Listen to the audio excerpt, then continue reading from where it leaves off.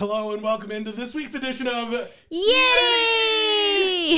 Here with the wonderful and fabulous Nina Blanco. Aww. I am Dubs or Rob or Colorado Rob. What do you prefer? You know, it's interesting. So I am filling in on a sports show this upcoming week. Oh. And just for like a couple hours one day. Uh-huh. But every time I do sports stuff, I do it as like Colorado Rob.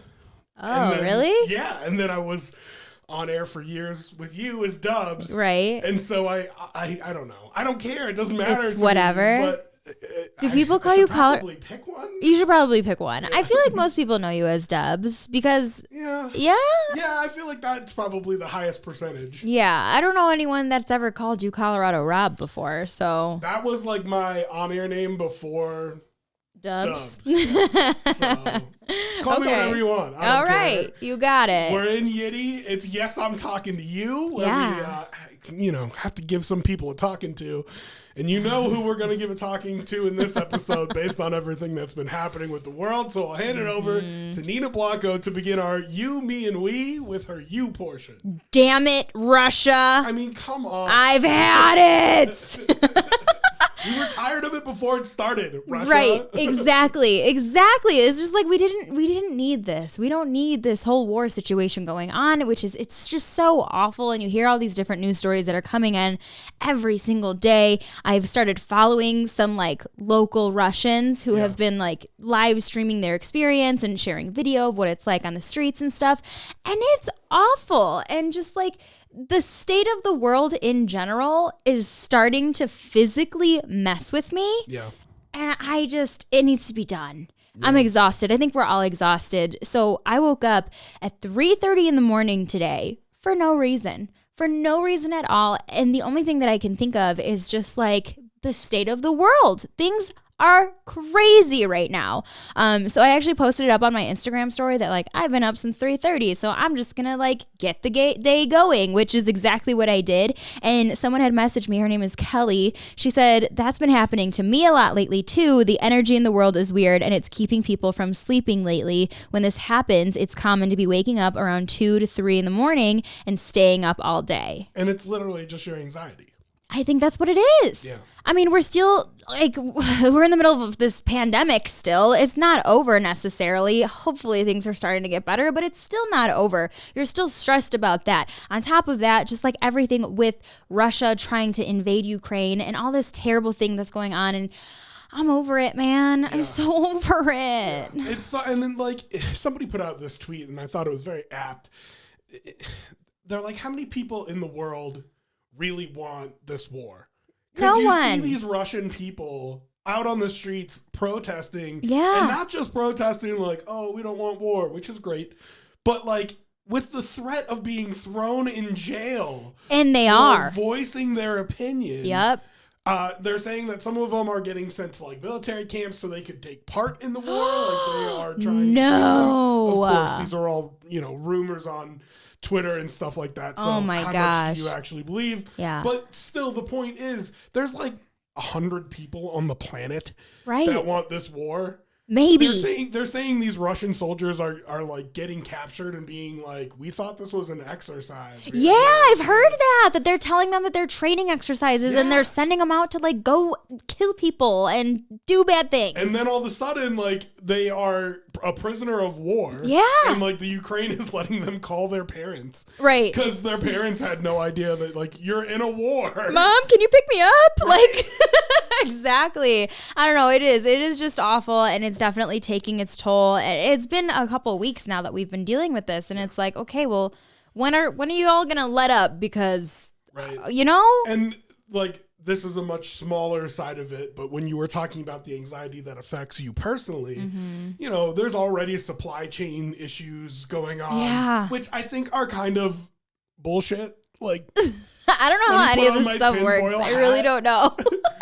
But like, I don't know, a bunch of these companies have like the biggest profit margin they've had in like decades. And then they're like, oh, there's supply chain problems, so we have to charge you extra on everything. Right. And like at first it was like, no, I get it, COVID, it's totally fine. And now it's like, well, come on. How much do you really? It's a little fishy. Right? A little bit. But so now there's, with Russia being in this war and being sanctioned, now there's extra supply chain issues. Yeah. You got to worry about paying $50 to fill your tank Oh with gas. my gosh, the gas prices have been terrible. It's just, and it absolutely will wake you up in the middle of the night and then just kind of work on it. Right. So if you've been waking up in the middle of the night too, you're not alone. I'm right there with you. We're all stressed. All right, for the me, I wanted to, I guess I'm yelling at some random person. I don't know who it is. Okay.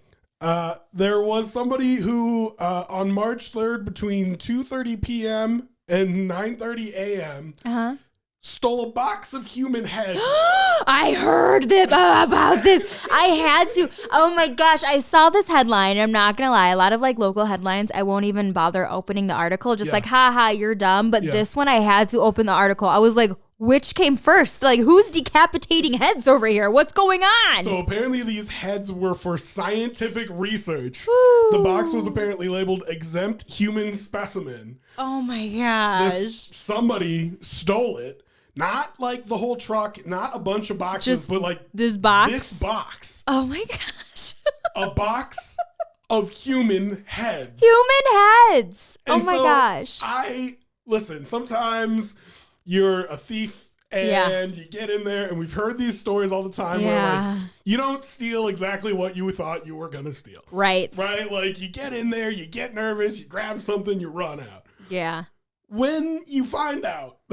Well, you open that box. You open that specific box. The box is a box of human heads. You look inside, and there's not just one human head. There's multiple human heads. Don't you, leave it somewhere and then call the cops and be like, hey, man, there's just a box of heads on 6th and Santa Fe. Right? Oh, I don't know, right? I don't know. But yeah, authorities are asking for any information regarding this box of human heads. They need it back. It is for research. Well, and then this is somebody's family. I know. Heads. And they thought they were doing something great by donating their body to research, but they probably didn't tell the family hey, what we're going to do when we use their bodies for scientific research is chop their heads off. Right. And then mail them to somebody. I had no idea they did this. Listen, it's a whole of the body is. But it's a whole head. Does it include the neck? I want to know that too. Sorry, I was sick last week. They said I'm going to have a cough for a while. Okay. It's not contagious. But that made me choke. How much of the neck is there? Nina wants to know. That's what I want to know. Supple placement. I don't for human head cadavers. I don't know. What if they cut it right at the jawline? Is that right? Is that all right? I don't know. Does that cut off this the brain? What is it? Stem. The stem. Yeah. Probably, yeah. They probably need that. So then you need some of the neck too to get that. If that's what you're going for. I don't know. Who knows? Just when I first saw this story and I first saw the headline, I thought 2 crimes were committed. I thought there was a serial killer chopping people's heads off, and then someone broke into that serial killer's car and stole the box. Yeah, that's what I thought had happened, but no, it was scientific research. But yeah, this story even still blows my mind. It's unbelievable, and it's one of a couple unbelievable stories in Denver over the past couple weeks. Yeah. I don't know. My gosh. I mean, people are wildin'. What do you do with that? Yeah. What do you do with that? Exactly. Oh my gosh, no. All right, for the Wii, what did we pick for the Wii? Forgot. Was it Brittany Griner? Yeah. Okay, so there's a WNBA player who, now this is true of a lot of WNBA players. They do not make enough money playing here in the States. No. And so Russia has a bunch of women's basketball leagues, and they play opposite the WNBA. Yeah. So technically you can play basketball year round and play both in the United States and Russia and make a living doing it where you're not uncomfortable. For sure. But you got to go live in Russia for half of the year. Yes. So a lot of these WNBA players go back and forth. all of them now have come out of Russia since everything happened. Yeah. Except for one of them, who is Brittany Griner. Brittany. Who was getting on an airplane to try to get out of there. Yeah. And got stopped in customs and had vape cartridges in her bag. Girl. These were weed vape cartridges. I was going to say, not just regular vape.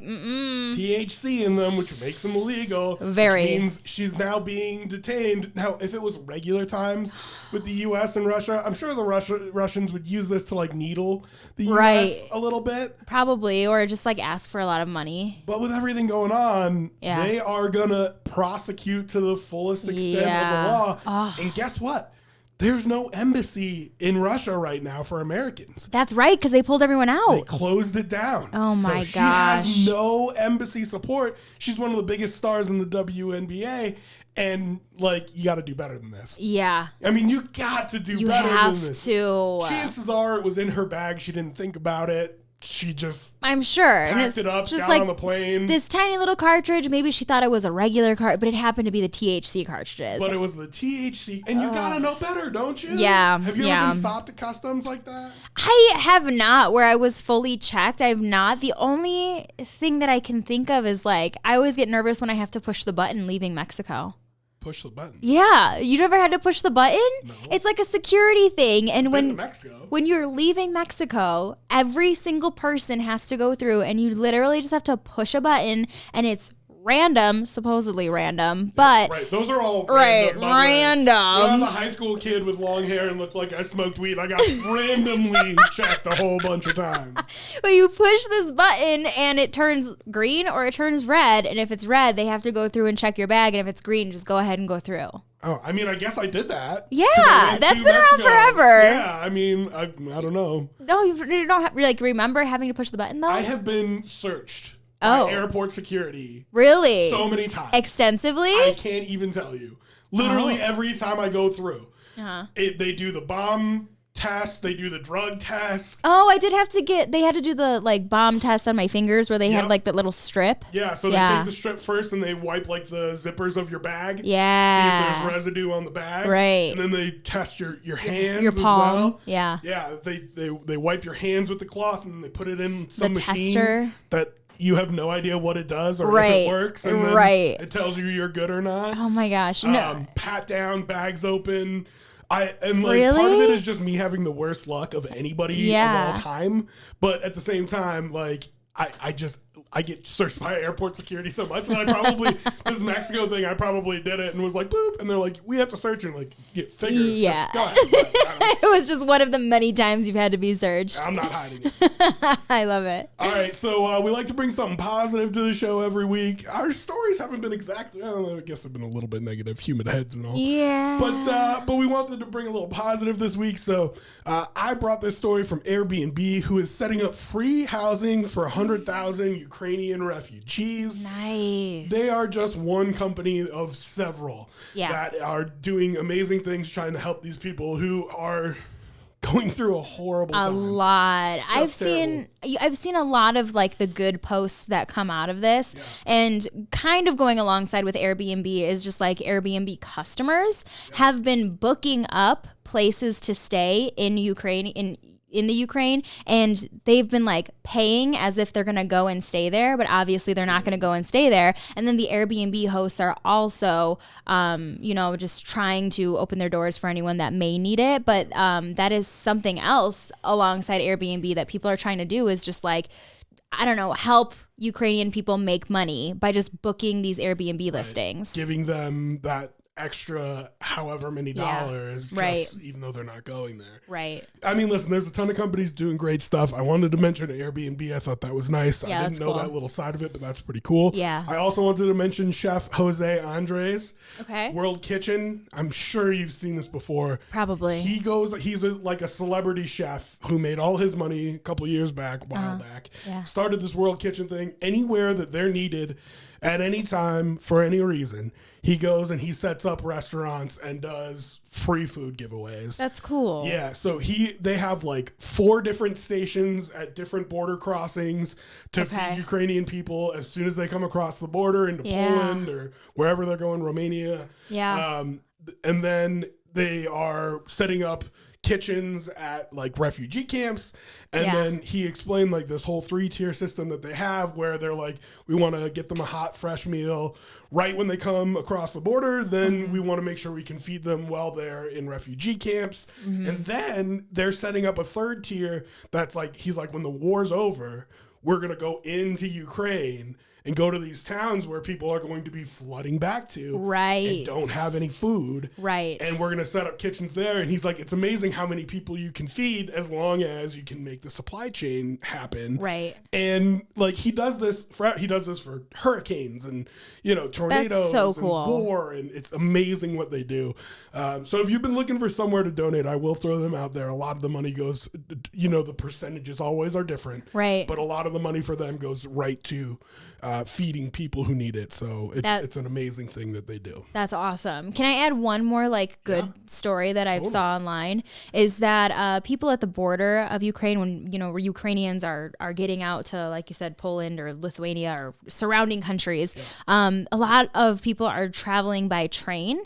And so when they get into the train station of this new country, that there have been a lot of moms with used baby stuff, and they're just leaving strollers on the train platforms for moms and parents with kids who are traveling with kids, because you're on a train and you're just trying to pack whatever you can as fast as you can.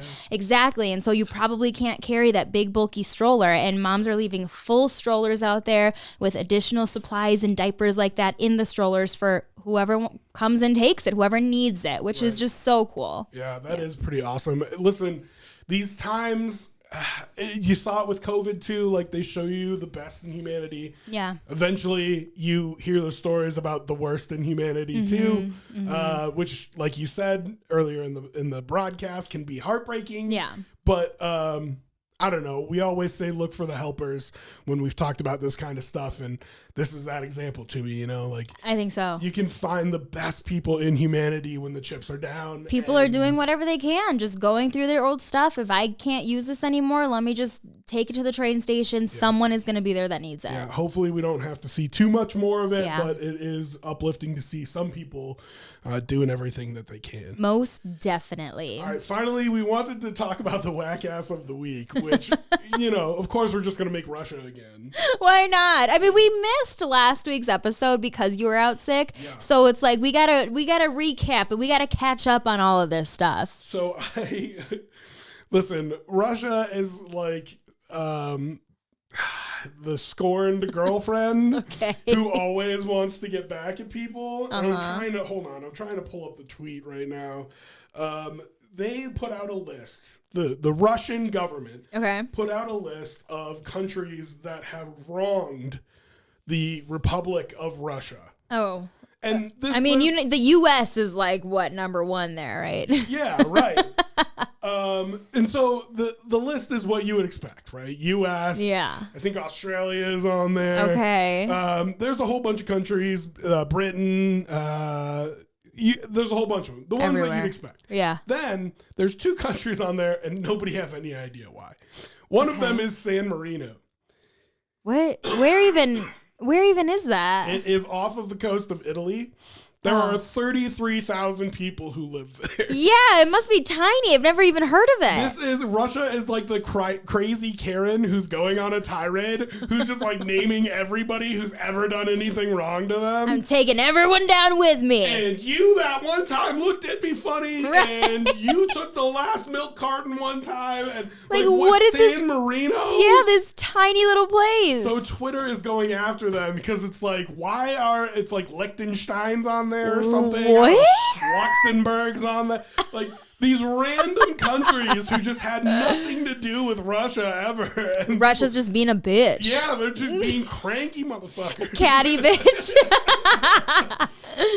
So, listen, we don't want to joke too much about it, but I just thought it was so funny that here's the country that started all the problems. Yeah. And now they're well, you guys wronged us. So point fingers. It's that drunk guy in the bar who's well, you started it. No, man, you started it. Knock it off. Right. Right. See, here, I think we can just sum it up with one of your favorite lines. Okay. that I have done before, and you just crack up at it every time. Oh no, what is it? Harry Potter and the audacity of this bitch. I do love that. I mean, right though? It's absolutely The audacity of Russia. Get out of here. How dare you? How dare you? After it. you caused all this trouble, and now we've got to hear about how San Marino has wronged you. Okay. With its 33,000 people. Right? Like, drink some limoncello and shut up. Is that what you do when you try to shut people up? You give them limoncello? I don't know. You just said it was off the coast of Italy, so. Okay, yeah, that's fine. That's all I got. I don't know. I was trying to get people to shut up. I wouldn't be like offering them drinks, but this is a new thing, maybe. I don't know. Why not? Sure, okay. Well, welcome. Thank you for listening to Yitty with us. Yeah. You can find her at the Nina Blanco. Yes, and you can find Dubs at Dubs the Third. And yes, we're talking to you. It's Yitty. We'll be back next Monday, so make sure you tune in on Spotify and on YouTube.